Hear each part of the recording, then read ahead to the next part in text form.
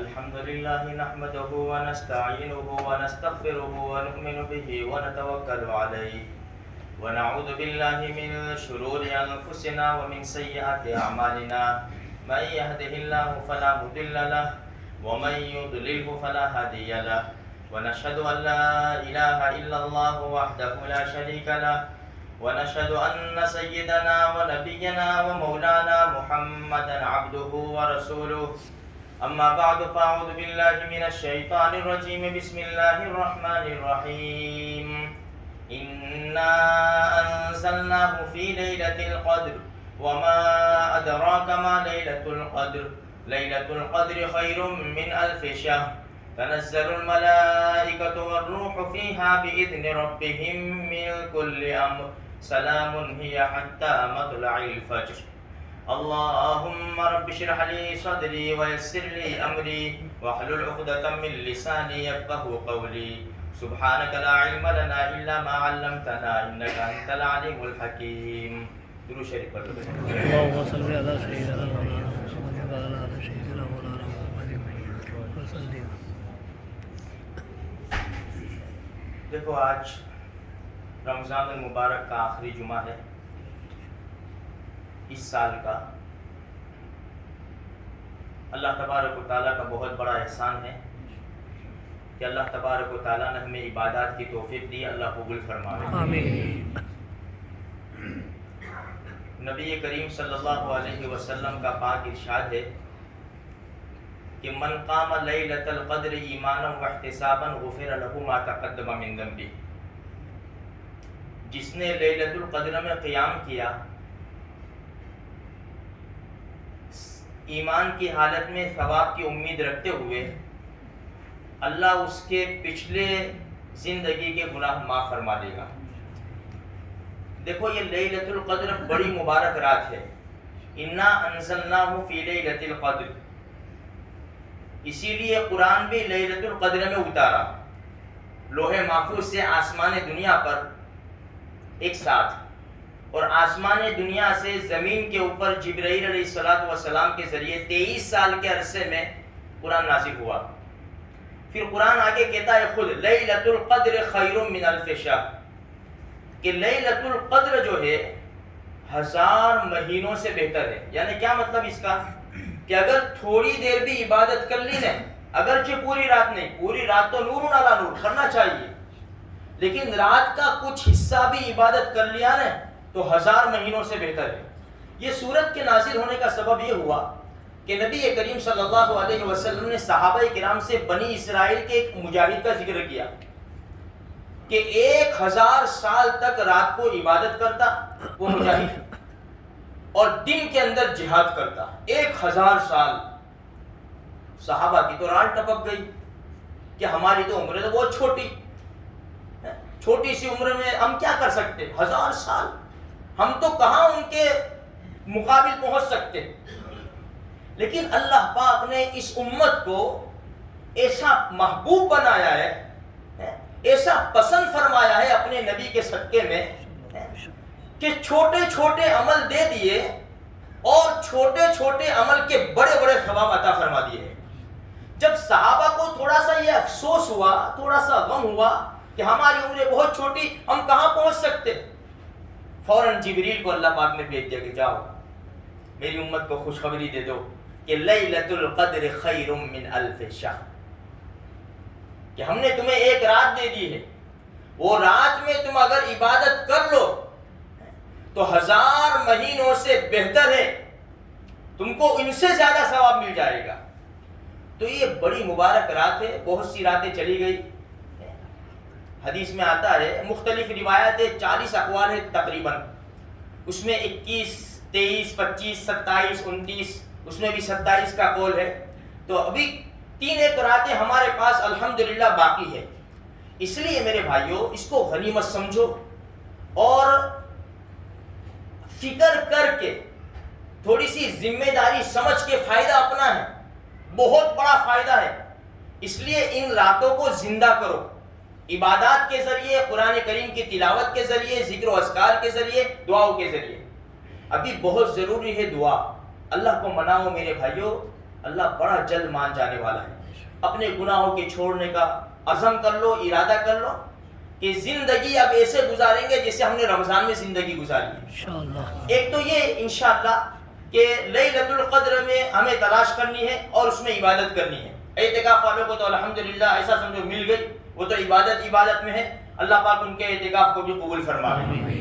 اچھا, اب دوسری بات یہ ہے کہ دیکھو اللہ کے رسول صلی اللہ علیہ وسلم نے فرمایا یہ رمضان کے 3 عشرے, پہلا عشرہ رحمت کا ہے, دوسرا مغفرت کا ہے اور تیسرا جہنم سے آزادی کا ہے.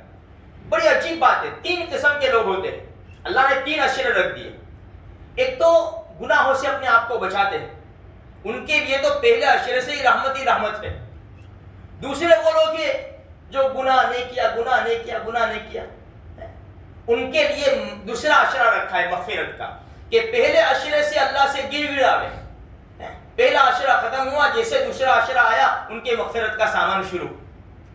تیسرے قسم کے وہ لوگ ہیں کہ بیچارے بہت دور, نیکیوں سے بہت دور, نمازوں سے بہت دور, اللہ کے احکام سے بہت دور, پورا سال ویسے گزار دیا. اللہ پاک نے تیسرا عشرہ رکھا ہے کہ 2 عشرے میں برابر گڑاؤ اللہ سے. اب تیسرا عشرہ جیسا شروع ہوگا اب ان کے لیے جہنم سے آزادی کا سامان مہیا ہو جائے گا. تو 3 عشرے رکھے. اسی لیے دیکھو علماء نے بڑی عجیب باتیں لکھی ہے تفسیر میں. انا انزلناہ فی لیلۃ القدر. قدر کا بھائی قدر و قیمت, کہ پہلے گناہوں کی وجہ سے انسان کی کوئی قدر و قیمت نہیں تھی, لیکن جب یہ لگ گیا اللہ کی عبادت میں, اللہ کو منا لیا, تو اس کی قدر ہو گئی. اس مہینے میں اس کی قدر ہو گئی اور اس کی قیمت ہو گئی. اگر ہم سب جانتے ہیں کہ ہم گنہگار ہیں, بے شک گنہگار ہیں, اللہ ہم سب کو معاف فرماوے, تو اپنے گناہوں کا اقرار کر کے اللہ سے معافی مانگیں گے تو ہماری قدر و منزلت اللہ کے دربار میں ہو جائے گی. ایک تو یہ بات ہے. اچھا, دوسری بات ہے اعتکاف. وہ تو الحمدللہ بیٹھے ہوئے, ساری بستی میں سے کچھ لوگ اگر بیٹھ جاوے اعتکاف میں تو ساری بستی کی طرف سے یہ بوجھ اتر جاتا ہے. اگر ایک بھی نہ بیٹھا تو ساری بستی گنہگار ہوگی. اس عشرے کے اندر یہ عبادت ہوتی ہے اعتکاف کی. اب تیسری بات ہے میرے بھائیوں, صدقہ فطر. مالدار مسلمان یعنی مالدار یعنی جس کے پاس اتنا پیسہ, سونا چاندی, دکان کا مال, کیش سب ملا کے اتنا ہو جاوے جس میں 52.5 تولہ چاندی آ جاتی ہے, اس کے اوپر سال گزرنا بھی شرط نہیں ہے, اتنا پیسہ ہے, اس کے اوپر صدقہ فطر واجب ہے. صدقہ فطر. اچھا, مالدار لوگ ہیں تو مالدار لوگ اپنے بچوں کی طرف سے بھی صدقہ فطر ادا کریں گے.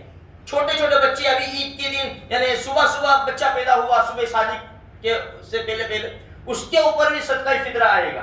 تو مالدار لوگ اپنے بچوں کی طرف سے صدقہ فطر ادا کر دے. بیوی کے پاس اگر مال ہے وہ صدقہ فطر ادا کرے, لیکن یہ تو ہماری گردن میں ہوتا ہے.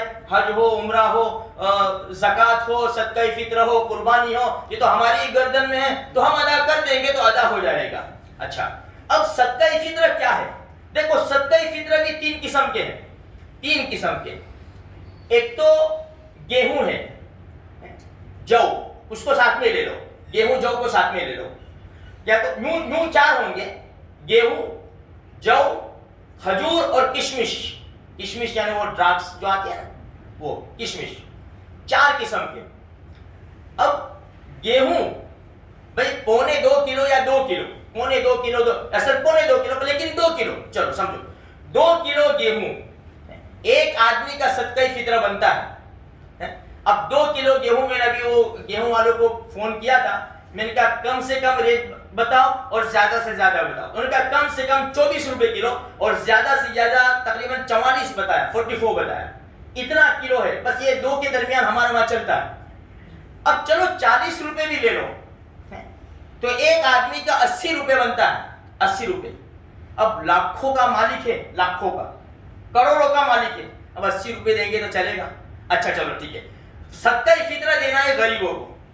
فائدہ کیا ہے اس کا کہ بھئی غریب لوگ بھی ہمارے ساتھ خوشی میں شامل ہو جاتے. اب میرے گھر میں 4 ممبر ہیں تو 320 روپے اگر میں غریب کو دوں گا تو 320 روپے میں کیا ہے؟ یہ ان لوگوں کے لیے ہے جو بہت نیچے درجے کے مالدار ہیں، یعنی جن کے پاس اتنا ہی ہے کہ جس میں 52.5 تولہ چاندی آ جاوے. یہ ان لوگوں کے لیے ہے کہ گیہوں یا اس کی قیمت ادا کر دے کہ بھئی ایک آدمی کے پیچھے 50 سے لے کر 80 روپے صدقہ فطر ہے تو وہ ادا کر دے. اچھا، دوسرے نمبر کے اوپر ہے کھجور اور تیسرے نمبر کے اوپر ہے کشمش. اب کھجور بھی الگ الگ قسم کی ہوتی ہے بھئی، کوئی 100 روپے 200 روپے کلو، کوئی 500 روپے کلو، کوئی 1000 روپے کلو ایسی کھجور ہوتی ہے. اگر اللہ پاک نے ہم کو صلاحیت دی ہے، استعداد دی ہے، تو ہم کھجور کے ذریعے صدقہ فطر ادا کریں. اللہ کے رسول صلی اللہ علیہ وسلم کبھی کھجور اور کبھی کشمش، اس زمانے میں تو وہ ڈائریکٹ وہی دی جاتی تھی، کھجور دے دیتے یا کشمش دے دیتے. لیکن ہمارے وہاں کیا ہے کہ بھئی اب تو کرنسی ہے اور لوگوں کی ضروریات بہت زیادہ ہو گئی ہے. پہلے زمانے میں اتنے لوگوں کی ضروریات نہیں تھی، جیسے ہمارا بھائی لائٹ بل وغیرہ یہ سب لوگ محتاج ہیں، تو پیسوں کی ان کو زیادہ ضرورت ہے. اس لیے فرمایا کہ بھئی یہ صدقہ فطر جو ادا کرتے ہیں نا، وہ عید سے پہلے ابھی بھی اگر دے دیں گے نا اس ہفتے میں بھی تو ادا ہو جائے گا، اور ہمیں جلدی دے دینا چاہیے. اگر ہم عید کی نماز کے وقت آئیں گے اور ادا کریں گے وہ ادا ہو جائے گا. لیکن جب اس وقت دیں گے تو وہ غریب تیاری کے کب کرے گا؟ اس لیے اگر پہلے سے 2-4 دن ہفتہ پہلے سے اگر ہم دے دیں گے تو غریب آدمی اس کی تیاری بھی کر لے گا. اگر مان لو صدقہ فطر عید تک بھی نہیں دے سکا، وہ رہ گیا کسی بھی طرح، تو عید ہو جائے اس کے بعد بھی اس کو ادا تو کرنا ہی کرنا ہے، معاف نہیں ہوگا. صدقہ فطر اس کو ادا کرنا ہے. تو خیر کہنے کا مقصد یہ ہے کہ کھجور سے اور کشمش سے ہمارے آقا صلی اللہ علیہ وسلم صدقہ دیا کرتے تھے. اس میں کیا ہے، غریبوں کا زیادہ فائدہ ہے. اگر کھجور سے دے تو بھی الحمدللہ، اور کشمش بھی 300 روپے سے لے کر 500 700 800 1000 جیسی کشمش ہو ایسا اس کا ریٹ ہوتا ہے. تو ایک آدمی کا 1000 1500 2000 تک بھی جائے گا. اگر اللہ پاک نے صلاحیت دی ہو میرے بھائیوں، استعداد دی ہو، تو یہ گیہوں تو کم درجہ ہے، بہت ہم بھی سمجھتے ہیں بھائی 80 روپے میں کیا ہوگا، 60 روپے میں کیا ہوگا غریب کا. اگر تھوڑا سا ہم زیادہ دیں گے، وہ اللہ نے دیا ہے اور اللہ اس کا بدلہ ضرور دے گا. ہم اللہ کے نام کے اوپر لگاتے ہیں نا، اللہ باقی نہیں رکھتا، اللہ اس کا بدلہ ضرور دیتا جو قرآن کریم نے اعلان کر دیا ہے اس نے. ہاں، تو اگر ہم کو صلاحیت ہے تو ہم کھجور کا دام لگا لیں یا کشمش کی قیمت لگا لیں، اور ایک آدمی کے 200 روپے 300 روپے، اگر اس طرح تھوڑا سا 5-6 ممبر اگر کسی کے گھر میں ہوں گے، اور ہمارے معاشرے میں ہمارے رشتہ دار میں کوئی غریب ہے، صدقہ فطر اسی کو دے سکتے جس کو زکوٰۃ دے سکتے. اور اگر رشتہ دار میں کوئی غریب ہے، زکوٰۃ کے مستحق ہے، ہم کو معلوم ہے، تو سب سے پہلے ان کا حق ہے، اس میں دوہرا ثواب ملے گا. ایک تو صدقہ فطر ادا کرنے کا، زکوٰۃ ادا کرنے کا ثواب ملے گا، اور دوسرا رشتہ داروں کے ساتھ ہمدردی کرنے کا ثواب ملے گا. اگر رشتہ دار غریب ہے، زکوٰۃ کے مستحق ہے، ہم کو معلوم ہے، تو ہم ان کو ادا کریں، اور یہ بھی نہ کہیں کہ بھائی یہ زکوٰۃ ہے یا صدقہ فطر ہے، لو میری طرف سے یہ ہدیہ ہے، اپنے بچوں کا اپنے عید کا تیاری تم کر لو، بچوں کے کپڑے کا انتظام کر لو، عید کے دن کی تیاری کر لو. اس طرح ہم دے دیں گے تو صدقہ فطر ادا ہو جائے گا. تو اس کا خیال رکھیں میرے بھائیوں. اللہ پاک نے اگر ہم کو صلاحیت دی ہے، جتنا زیادہ دیں گے اتنا بڑا فائدہ ہوگا. اچھا، اب آخری بات، عید کا دن. دیکھو عید کا دن ہے، انشاءاللہ جمعہ کا دن ہوگا عید کا دن. تو عید کے دن ہم صبح اچھی طرح غسل وغیرہ کر لے، برابر جو اپنے پاس اچھے کپڑے ہو، اچھے کپڑوں سے مراد پھر وہ پھٹیلے پرانے نہیں ہو بھائی، کیونکہ آج تو مارکیٹ میں پھٹیلی پینٹا بہت آ گئی ہے نا، ابھی تو بند ہے سب، ورنہ مارکیٹ میں پھٹی ہوئی پینٹیں بہت ملتی ہے، سمجھے نا. اب لوگ کوئی تلاش کرتے تھے، تو مول صاحب نے کہا اچھے کپڑے، تو ماشاءاللہ میرے پاس یہ اچھے کپڑے ان کر کے ٹائی بھائی لگا کے چلے آگے، ایسا نہیں ہے. جو شریعت جس کو اچھا مانتی ہے وہ اچھے کپڑے بھائی. دیکھو اسی لیے حدیث میں بھی ہے، اور یہ صحابہ کے آثار میں بھی ہے کہ اپنے پاس 1-2 جوڑے ایسے رکھو جو جمعہ میں اور عیدین میں کام آئے. بھائی جمعہ کا دن ہے، عید کا دن ہے، جمعہ کا دن بھی گویا عید کا دن ہی ہے، اور عید کا دن اب اس میں بھی ہم پینٹ شرٹ اور یہ چلے آئے. اچھا اب دوسرے نوجوان تو کیا کرتے ہیں, ایسے نیند میں سے اٹھے, ٹپلی ماری, یہ کرے, پھر چلے آئے. اصل عید ابھی ہے. وہ ہم کیا سمجھتے ہیں, اب 4 بجے جب نکلیں گے نا, آجوانی میٹھانے, چوپاٹی پہ نے, کماچی باغ, اس وقت تیار ہوں گے ہم برابر اچھی طرح. اور اللہ کے بندے عید تو ابھی ہے. جیسے خطبہ ہوا, یہ عید کی رونق گئی. اصل عید کی نماز ہے. اس وقت ہم اچھی طرح غسل کریں, اپنے پاس جو اچھے کپڑے ہو, نئے کپڑے ہو یا دھلے ہوئے کپڑے ہو, جس کو شریعت پسند کرتی ہے وہ پہن کر آئے, اچھی طرح خوشبو لگاوے. اور آتے وقت اگر صدقہ فطرہ ادا نہیں کیا تو صدقہ فطرہ ادا کر دے. اور آتے وقت آہستہ آہستہ تکبیر پڑھتے ہوئے آوے, اللہ اکبر اللہ اکبر لا الہ الا اللہ واللہ اکبر اللہ اکبر وللہ الحمد. آئے جلدی آ جاوے. یہ مہمانی کا دن ہے, عید کا دن مہمانی کا دن ہے. اس دن روزہ رکھنا حرام ہے. اللہ کی طرف سے ہم مہمان بن کے اللہ کے دربار میں آئیں گے. اللہ ہمیں خالی دامن انشاءاللہ نہیں لوٹائے گا. اس لیے جلدی آ جایا کرے اور اللہ کے سامنے اللہ سے بیزی ہو جاوے, اللہ کے سامنے گڑ گڑاوے. حالات ہمارے بہت نازک ہے, بہت کشمکش میں زندگی گزار رہے, لوگ مر رہے ہیں, جنازے اٹھ رہے ہیں. اللہ کو مناوے میرے بھائیوں, اللہ کو مناوے, رووے. اگر ہمارے 2 آنسو سے امت کا بھلا ہو جاتا ہے تو ہمارے لیے سستا سودا ہے. تو عید کے دن تھوڑا جلدی آ جاوے. اور ایک بات میں کہوں گا میرے بھائیوں کہ دیکھو, جس کی بھی کوئی آپس کے جھگڑے, ناچاکی, انبن ہوئی ہو, معافی مانگ لیں. چھوٹے بات کے نہیں ہو جائیں گے. اللہ کے رسول صلی اللہ علیہ وسلم کا فرمان یاد رکھو. اللہ کے رسول کا فرمان ہے جو کبھی جھوٹ نہیں ہو سکتا. ہمارے نبی کا ایک ایک لفظ مبارک ہے اور ایک ایک لفظ میں برکت اللہ پاک نے چھپا کے رکھی ہے. ہمارے آقا صلی اللہ علیہ وسلم فرماتے ہیں, من تواضع للہ رفعہ اللہ, او کما قال, جو اللہ کے لیے جھکا, اللہ کے لیے جھک گیا, اللہ اس کو بلند کرے گا. ہم اللہ کے لیے اگرچہ اپنا حق ہے, بھائی نے, دوست نے, پڑوسی نے, رشتہ دار نے حق نہیں دیا, قصور ہمارا نہیں ہے, قصور ان کا ہے, پھر بھی معافی مانگو, پھر بھی مانگ لو معافی. اللہ جب اللہ راضی ہو گیا تو ہمارا کام بن گیا.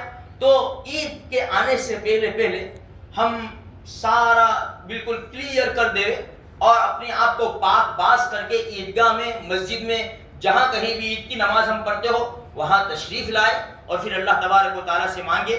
اور عید کی نماز تو عید کی جمعہ کے دن بتا دیا جائے گا انشاءاللہ, ترکیب وغیرہ سب.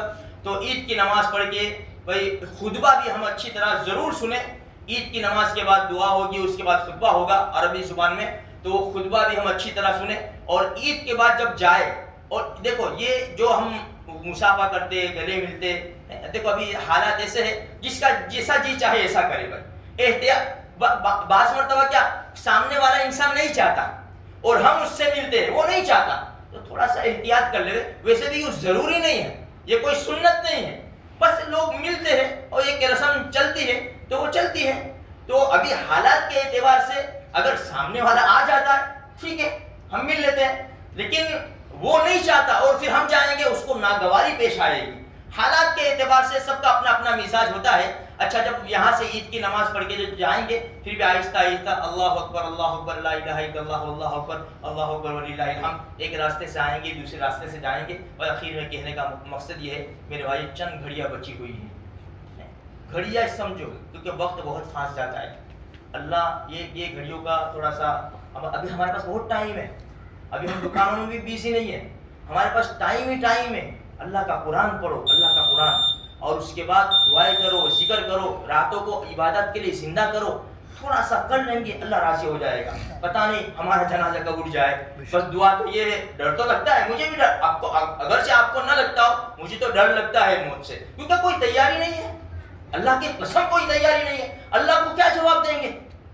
مرنا تو سب کو ہے, اپنے اپنے وقت پر جانا تو سب کو ہے, لیکن ڈر اس بات کا ہے راستہ بڑا خطرناک ہے, راستہ بڑا خطرناک ہے, اکیلے جانا ہے, تنہا جانا ہے, اعمال ہمارے ساتھ ہوں گے. اس لیے تھوڑی سی تیاری کر لیں گے, تھوڑی سی تیاری کر لیں گے, انشاءاللہ بہت بڑا فائدہ ہوگا. اللہ تبارک و تعالیٰ کہیں سنی باتوں کے اوپر ہمیں عمل کرنے کی توفیق عطا فرمائے. آخر دعوانا ان الحمد للہ.